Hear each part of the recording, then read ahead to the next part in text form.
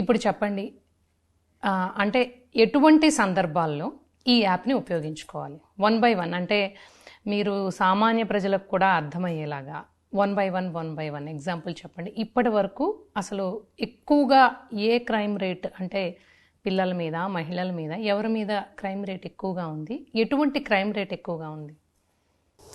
యాక్చువల్గా ఈ శక్తి యాప్లో ఉన్నటువంటి ఎస్ఓఎస్ బటన్ అనేది ఇది ప్రత్యేకంగా మహిళల కోసము, అలాగే మైనర్ బాలికలు కావచ్చు, స్కూల్కి వెళ్తున్నటువంటి పిల్లలు కావచ్చు, ఎవరైతే ఫోన్ క్యారీ చేస్తారో ఒంటరిగా వెళ్తున్న ప్రదేశాల్లో కానీ సమయంలో కానీ ఈ ఎస్ఓఎస్ బటన్ ప్రెస్ చేస్తే కనుక, శక్తి ఎస్ఓఎస్ బటన్, ఇమ్మీడియట్గా పోలీస్ అక్కడికి చేరుకోవడం జరుగుతుంది. ఈ శక్తి ఎస్ఓఎస్ యాప్ అనేది దీనిని ఏదైనా ఆపద సమయంలో ఉన్నా కానీ, లేదా వాళ్ళు ఒంటరిగా ఆడ్ అవర్స్లో వెళ్తూ ఉన్నప్పుడు, ఏదైనా అనుమానాస్పద వ్యక్తులు కానీ లేదా అటువంటి ప్రదేశంలో కానీ వాళ్ళు ఒంటరిగా ప్రయాణిస్తున్నప్పుడు వాళ్ళకి ప్రాణహాని కానీ లేదా వాళ్ళకి ఏదైనా అఘాయిత్యం జరిగే అవకాశం ఉంది అని అనిపిస్తే ఇమ్మీడియట్గా ఈ ఎస్ఓఎస్ని ప్రెస్ చేస్తే కనుక 10 సెకండ్స్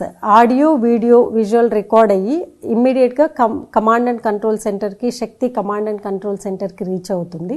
సో లొకేషన్ కూడా ఇక్కడ మనకి వచ్చేస్తుంది. సో ఆ లొకేషన్ని బేస్ చేసుకుని ఫీల్డ్లో ఉన్నటువంటి నియరెస్ట్ పోలీస్ స్టేషన్ నుంచి ఉన్న పెట్రోల్ వెహికల్ శక్తి టీం అక్కడికి చేరుకొని వాళ్ళు ఏ ఆపదలో ఉన్నారో తెలుసుకొని వాళ్ళని ఇమ్మీడియట్గా కాంటాక్ట్ చేయలేకపోతే కనుక లొకేషన్ ఆల్రెడీ మనకి రీచ్ అయిపోతుంది. కాబట్టి వాళ్ళు విదిన్ 8 to 10 minutes లొకేషన్కి రీచ్ అవ్వగలుగుతారు. ఫోన్ వాళ్ళు లిఫ్ట్ చేసినట్లయితే కనుక వాళ్ళకి సేఫ్టీ ప్రికాషన్స్ అన్నీ కూడా చెప్తూ అక్కడి నుంచి ఏ విధంగా ఆ సిచ్యువేషన్ నుంచి అక్కడి నుంచి ఎస్కేప్ అవ్వాలి అనేది గైడ్ చేస్తూ వాళ్ళు అక్కడికి చేరుకోవడం, ఆపదలో ఉన్న మహిళల్ని, చిన్నపిల్లలు ఎవరైనా ఉంటే వారిని రక్షించడం అనేది జరుగుతుంది. ఒకవేళ వాళ్ళు మూవింగ్ వెహికల్లో ఉన్నారనుకుందాం, సపోజ్ ఒక క్యాబ్లో ఉన్నారనుకుందాం, ఆవిడ అన్సేఫ్గా ఫీల్ అయ్యారు ఎవరో క్యాబ్లో ఉండి, పిల్లలు కావచ్చు, పెద్దవాడు కావచ్చు, ఎవరైనా కానీ. సో ఆ టైంలో మీరు ఎలా సాయం చేస్తారు?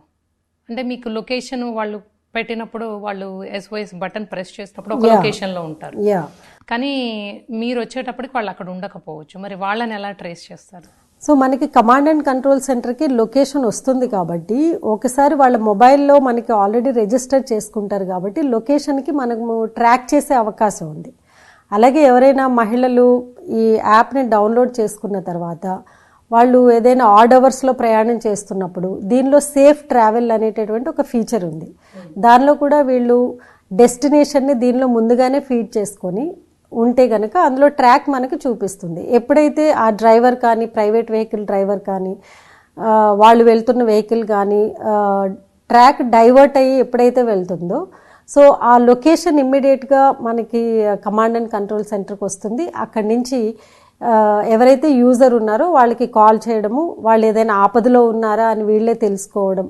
ఇన్ కేసు వాళ్ళు అక్కడి నుంచి రెస్పాన్స్ రాకపోతే కనుక నియరెస్ట్ పోలీస్ స్టేషన్ పెట్రోలింగ్ వెహికల్కి ఇన్ఫర్మేషన్ ఇచ్చి ఆ లొకేషన్కి వెళ్ళే విధంగా, అలాగే ట్రాకింగ్ ఆల్రెడీ మనకి తెలుస్తుంది కాబట్టి మనకి మ్యాప్స్లో మనం చూస్తుంటాము, లొకేషన్ ట్రాక్ చేస్తూ ఉంటాం. సో అది మూవింగ్ వెహికల్ అయినా కానీ మన పోలీస్ పెట్రోల్ వెహికల్ ఫాలో అయ్యి ఆ వెహికల్ని ఇంటర్సెప్ట్ చేసి ఎవరైతే మనకి కాల్ చేశారో వారిని అక్కడి నుంచి రెస్క్యూ చేయడం అనేది జరుగుతుంది.